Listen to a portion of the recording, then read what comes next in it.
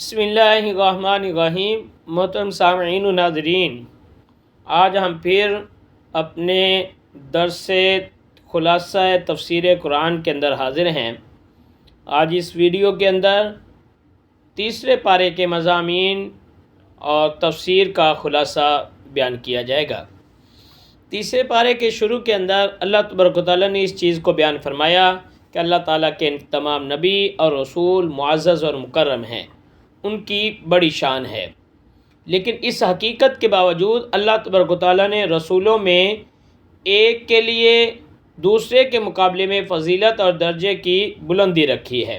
چنانچہ بعض سے اللہ تبارک و تعالیٰ نے کلام فرمایا اور بعض کو بے شمار درجوں کی بلندی عطا فرمائی، اور حضرت عیسیٰ بن مریم کو واضح نشانیاں دیں، اور ہم نے روح القدس حضرت جبرائیل امین سے ان کی مدد فرمائی۔ یہاں بھی سورۃ بقرہ جو ہے وہ جاری و ساری ہے، تو جو آیات کے نمبر بتائے جائیں گے وہ سورۃ البقرہ کے ہی ہوں گے۔ آیت نمبر 254 میں اللہ تبارک و تعالیٰ نے فرمایا کہ قیامت کے دن نیکیوں کا لین دین، دوستی اور سفارش نہیں چلے گی، اور کفار ہی حقیقت میں ظالم ہیں۔ قرآن مجید کی عظیم آیت جو آیت الکرسی کے نام سے معروف ہے، وہ بھی انہی آیات کے اندر یہاں موجود ہے۔ قرآن مجید کی سردار آیات بھی کہا جاتا ہے کہ آیات کی سردار ہے۔ اس میں اللہ تبارک و تعالیٰ کی توحید، شان جلالت اور وسعت قدرت بیان کرتے ہوئے یہ بھی فرمایا گیا کہ اللہ تعالیٰ کے اذن سے ہی اس کی بارگاہ میں شفاعت کی جائے گی۔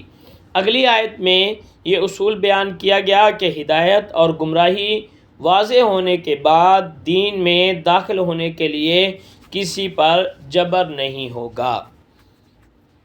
آیت نمبر 258 میں حضرت ابراہیم علیہ السلام کے نمرود کے ساتھ مناظرے کا ذکر ہے، جس کے نتیجے میں وہ نمرود لاجواب ہو گیا۔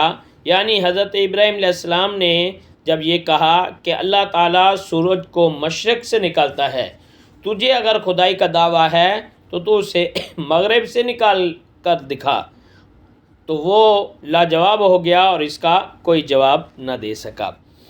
آیت نمبر 259 میں اس چیز کا بیان ہے کہ اللہ تبارک و تعالیٰ نے اپنے ایک محبوب بندے، بعض مفسرین کے مطابق وہ حضرت عزیر علیہ السلام تھے، کہ ان کو حیات بعد الموت کی حقیقت بتانے کے لیے ان پر 100 سال موت طاری کرنے کے بعد دوبارہ زندہ کیا، اور اتنا عرصہ گزرنے کے باوجود ان کے کھانے پینے کا سامان اسی طرح تر و تازہ رہا، گلا سڑا نہیں، بلکہ ان کا دراز گوشت، سواری کا جانور جو تھا، اس عرصے میں گل سڑ چکا تھا۔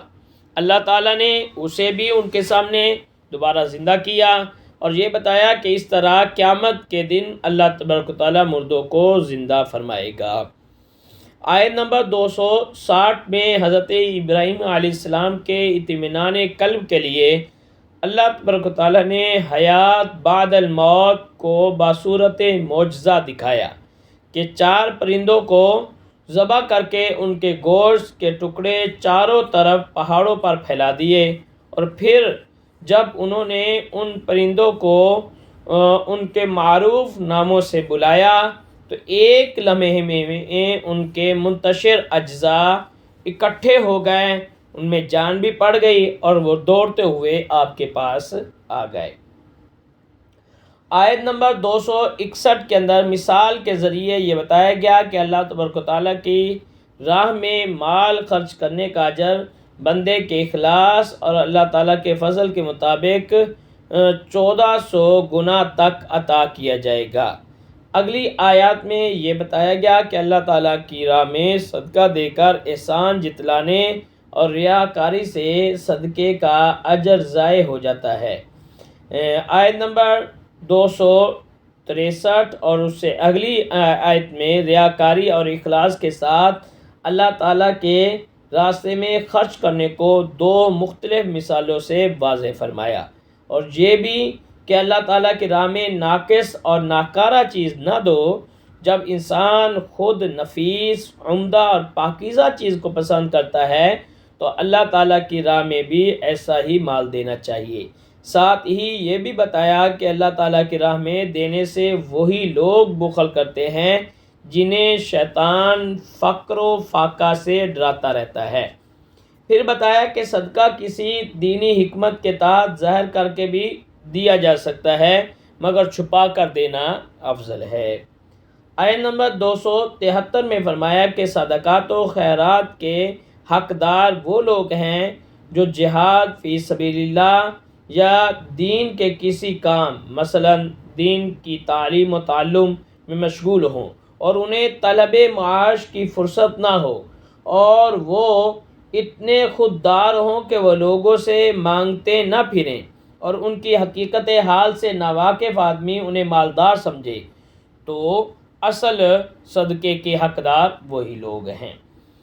آیت نمبر 275 میں فرمایا کہ سود خور کی مثال ایسے شخص کی ہے جیسے کسی شخص کو شیطان نے چھو کر مخبوط الحواس کر دیا ہو۔ پھر فرمایا کہ سود کی حرمت کا حکم آنے کے بعد سود کا لین دین چھوڑ دو، ماضی کی خطا معاف ہے، البتہ اگر کسی شخص کے دوسرے کے ذمے سابق مالی واجبات ہوں تو اصل زر لے لے اور سود چھوڑ دے۔ سود کی حرمت کا حکم آنے کے بعد سود سے باز نہ آنے والوں کے خلاف اللہ تعالیٰ نے اعلان جنگ فرمایا۔ یہ بھی فرمایا کہ تنگ دست مقروض کو مہلت دو، یا ہو سکے تو اس کا قرض معاف کر دو۔ آیت نمبر 282 میں مالی معاملات اور تجارت و لین دین کے چند بنیادی اور اساسی اصول بیان کیے گئے۔ مثال کے طور پر دستاویزی شکل میں انہیں لکھنا، ادائیگی کا وقت مقرر کر لینا۔ مالی معاملات کے دستاویز لکھنے پر قدرت رکھنے والے کو اپنے مسلمان بھائی کے لکھنے میں مدد کرنی چاہیے۔ تحریر لکھوانا قرض خواہ کی ذمہ داری ہے۔ تحریر لکھنے میں دیانتداری سے کام لینا فرض ہے۔ مقروض نادان، کمزور یا تحریر نہ لکھوا سکتا ہو تو اس کا ولی وارث جو ہے وہ تحریر لکھوائے۔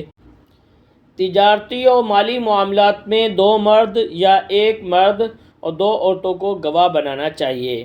گواہوں کو گواہی دینے سے انکار نہیں کرنا چاہیے بلکہ خوش دلی سے گواہی دینا چاہیے۔ گواہوں اور دستاویز لکھنے والوں کو تحفظ فراہم کرنا عاقدین کی ذمہ داری ہے۔ گواہوں اور دستاویز لکھنے والوں کو ایذا پہنچانا گناہ ہے۔ گواہی کو چھپانا بھی گناہ ہے۔ حالت سفر میں اگر کوئی لین دین کا معاملہ ہو تو کوئی فریق ضمانت کے طور پر چیز اپنے پاس رہن رکھ سکتا ہے۔ اگر دستاویزی ثبوت لکھنے یا گواہوں کے بغیر کسی نے اعتماد کر کے کسی کے ساتھ لین دین کیا ہو تو وہ دوسرے کی امانت واپس کرے، اور آخر میں فرمایا کہ اس معاملے میں اللہ تعالیٰ سے ڈرتے رہو۔ آیت نمبر 284 میں فرمایا کہ تم اپنے دلوں میں کوئی بات چھپاؤ یا اسے ظاہر کر دو، اللہ تعالیٰ تم سے اس کا حساب لے گا۔ آیت نمبر 285 میں اسلام کے بنیادی عقائد کا ذکر ہے، یعنی اللہ کے رسولوں پر ایمان، ملائکہ فرشتوں پر ایمان، تمام آسمانی کتابوں پر ایمان، قیامت پر ایمان کا بیان۔ نیز یہ بھی بتایا کہ مسلمان وہ ہے جو اللہ تعالیٰ کے تمام نبیوں اور تمام رسولوں پر ایمان لائے، یعنی یہ نہ ہو کہ ایک نبی کو مانے اور دوسرے کا انکار کرے۔ آیت نمبر 286 میں اللہ تعالیٰ نے فرمایا کہ اللہ کسی شخص کو کسی ایسے حکم کا مکلف نہیں بناتا جو اس کی طاقت سے بڑھ کر ہو۔ ہر انسان کو اپنے نیک و بد عمل کا جواب دینا ہوگا۔ اس کے بعد اللہ تعالیٰ نے اپنی بارگاہ میں ان الفاظ میں دعا کی تعلیم دی: اے ہمارے رب، ہم سے اگر بھول یا خطا ہو جائے تو ہماری گرفت نہ فرمانا۔ اے ہمارے پروردگار، ہم پر ایسا بھاری بوجھ نہ ڈال جو تو نے ہم سے پہلے لوگوں پر ڈالا، اور ہمارے رب تو ہم پر احکام یا آزمائشوں کا ایسا بوجھ نہ ڈال جس کے اٹھانے کی ہم میں طاقت نہ ہو۔ تو ہمیں معاف فرما، ہمیں بخش دے اور ہم پر رحم فرما۔ تو ہمارا مالک ہے، کافروں کے خلاف ہماری مدد فرما۔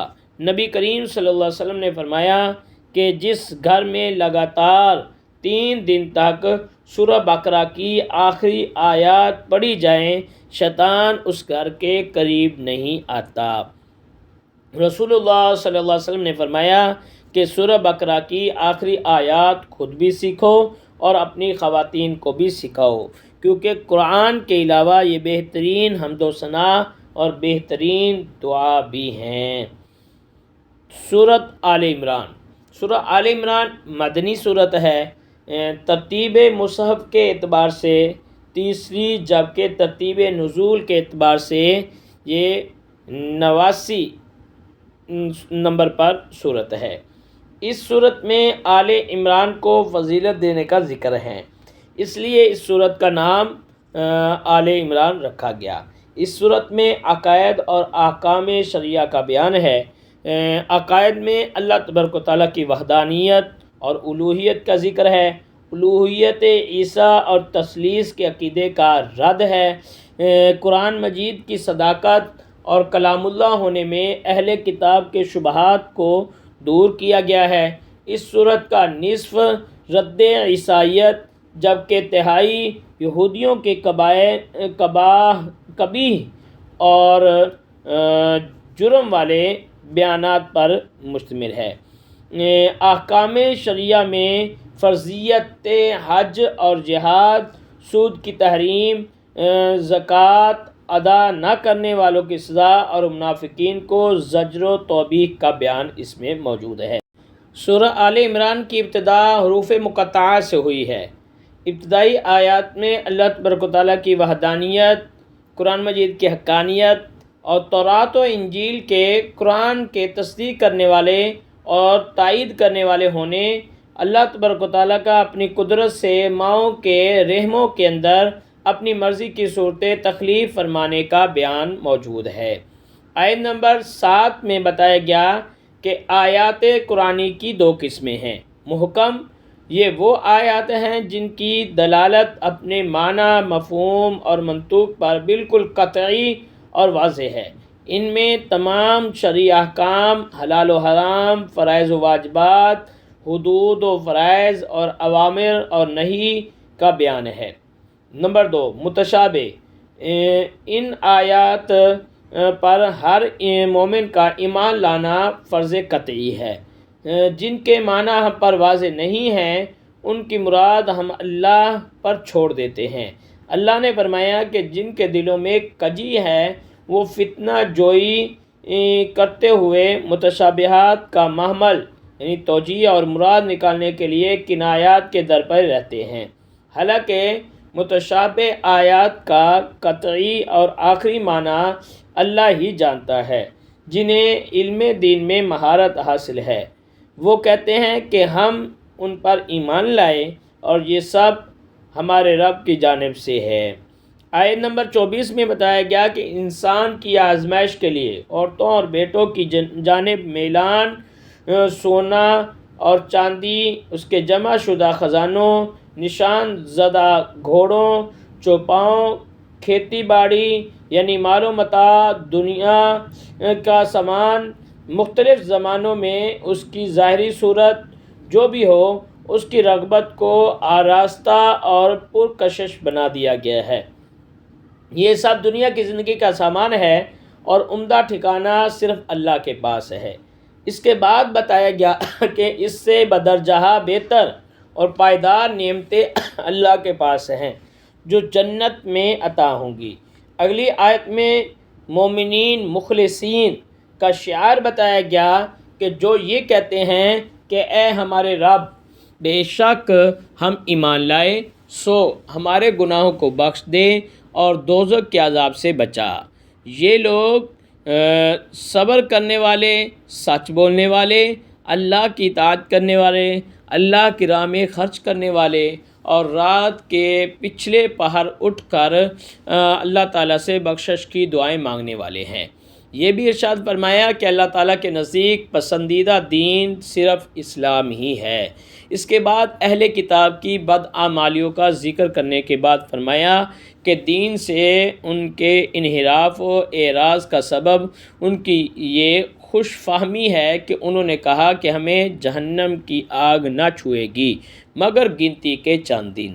آیت نمبر 26 اور 27 میں اللہ تعالیٰ کی جلالت شان کو ان الفاظ کے اندر بیان کیا گیا کہ اے نبی کہو، اے اللہ ملک کے مالک، تو جسے چاہے ملک دیتا ہے اور جسے چاہتا ہے ملک چھین لیتا ہے، تو جسے چاہے عزت دیتا ہے اور جسے چاہے ذلت میں مبتلا کر دیتا ہے۔ سب بھلائی تیرے ہی دست قدرت میں ہے، بے شک تو ہر چیز پر قادر ہے۔ تو رات کو دن میں داخل کرتا ہے اور دن کو رات میں، تو زندہ کو مردہ سے نکالتا ہے اور مردے کو زندہ سے، اور تو جس کو چاہے بے حساب رزق دیتا ہے۔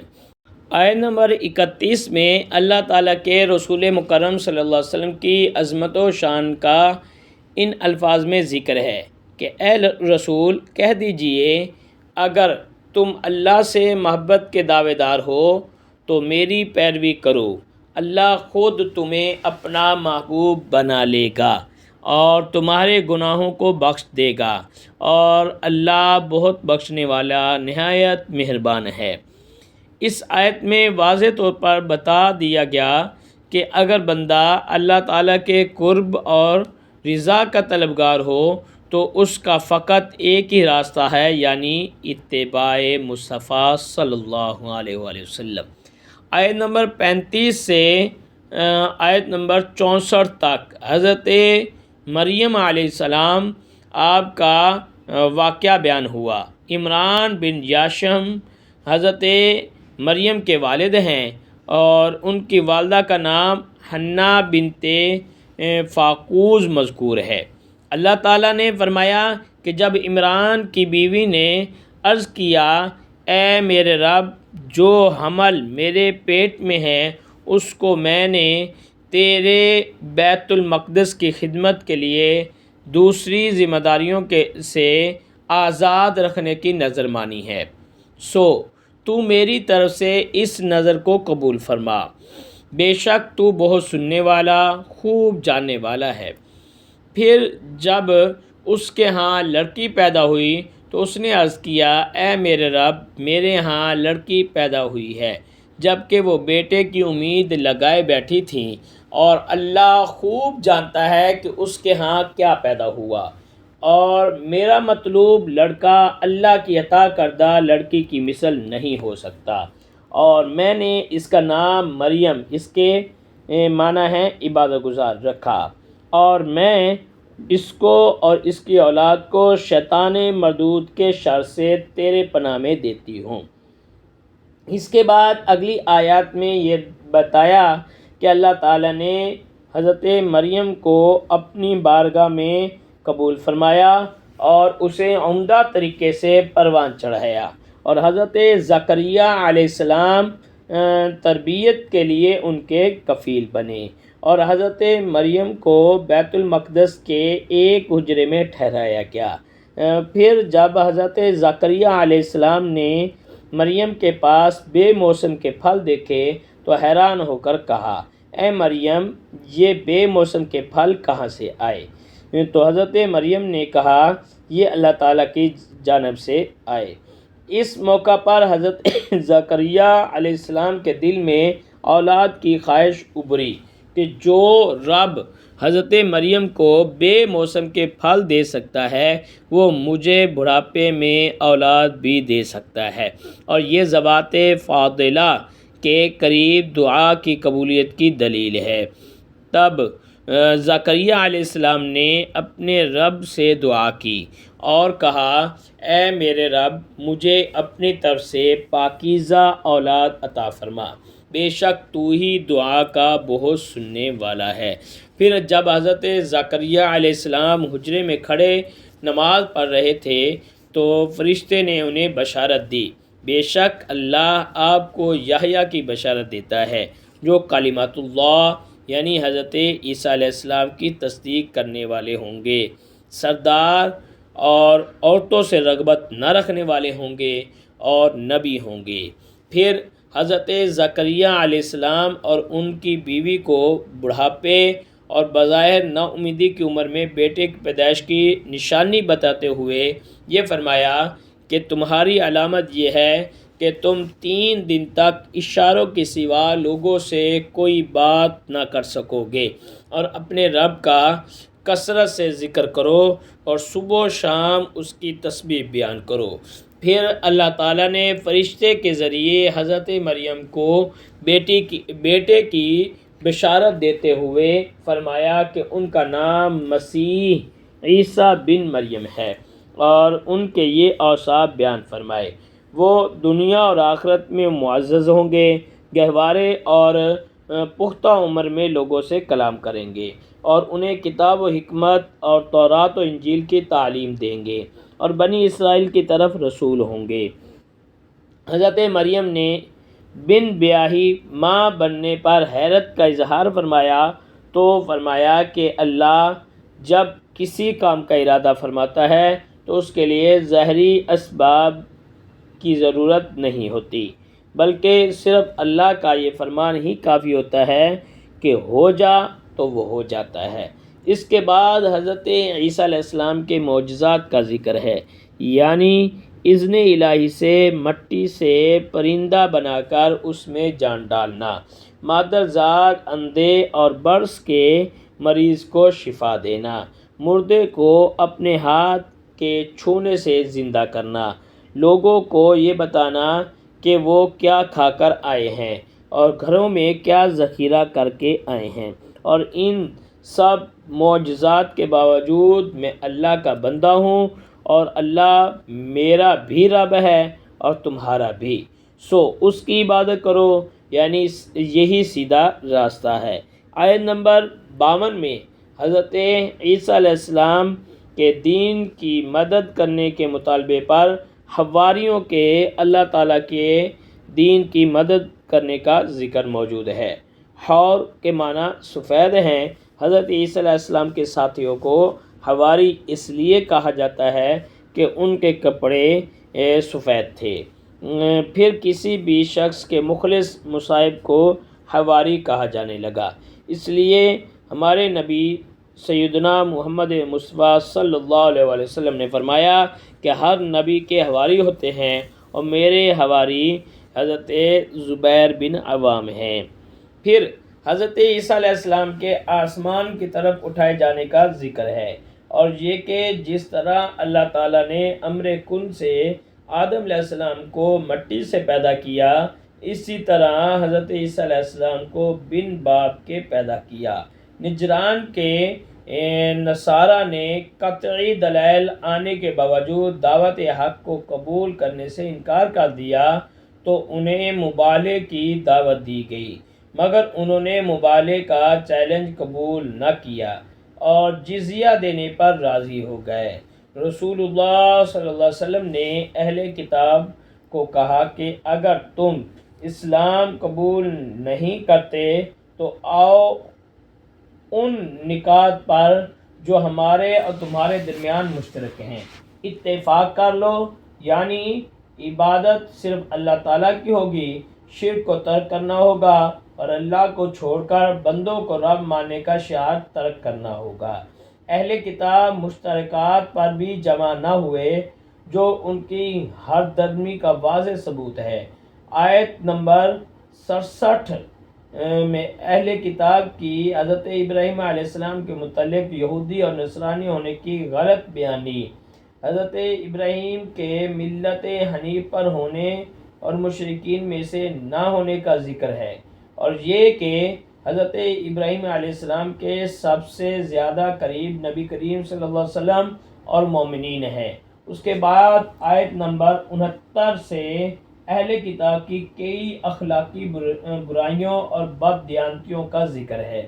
آیت نمبر 77 میں اللہ تبارک و تعالیٰ نے فرمایا جو لوگ اللہ کے عہد اور اپنی قسموں کے عوض تھوڑی قیمت لیتے ہیں ان لوگوں کے لیے آخرت میں کوئی حصہ نہیں، اور نہ آخرت میں اللہ تعالیٰ ان سے کلام فرمائے گا اور نہ ہی انہیں گناہوں سے پاک فرمائے گا۔ آیت نمبر 81 میں عالم ارواح کے اس عظیم واقعے کو بیان کیا گیا جب اللہ تعالیٰ نے فرمایا کہ اے رسول یاد کیجئے جب اللہ تعالیٰ نے تمام نبیوں سے پختہ عہد لیا کہ میں تم کو اپنی اپنی باری میں دنیا میں بھیج کر جو کتاب اور حکمت دوں پھر بالفرض تمہارے پاس وہ عظیم رسول آئیں جو اس چیز کی تصدیق کرنے والے ہوں جو تمہارے پاس ہے، تو تم ان پر ضرور بھی ضرور ایمان لانا اور ضرور بھی ضرور ان کی مدد کرنا۔ اللہ تعالیٰ نے فرمایا کیا تم نے اقرار کر لیا اور میرے اس بھاری عہد کو قبول کر لیا؟ انہوں نے کہا ہم نے اقرار کیا۔ تو اللہ تعالیٰ نے فرمایا پس گواہ رہنا اور میں بھی تمہارے ساتھ گواہ ہوں۔ اس میثاق سے معلوم ہوا کہ ختم المرسلین صلی اللہ علیہ وآلہ وسلم پر ایمان اور آپ کی نصرت و حمایت کا ہر نبی پابند تھا، اور پھر اس کا عملی مظاہرہ شب معراج کو اس وقت ہوا جب حضرت آدم علیہ السلام سے حضرت عیسیٰ علیہ السلام تک تمام انبیاء کرام نے آپ کی ابتدا میں نماز پڑھی اور آپ کے امام الانبیاء ہونے کا عملی طور پر اظہار کیا۔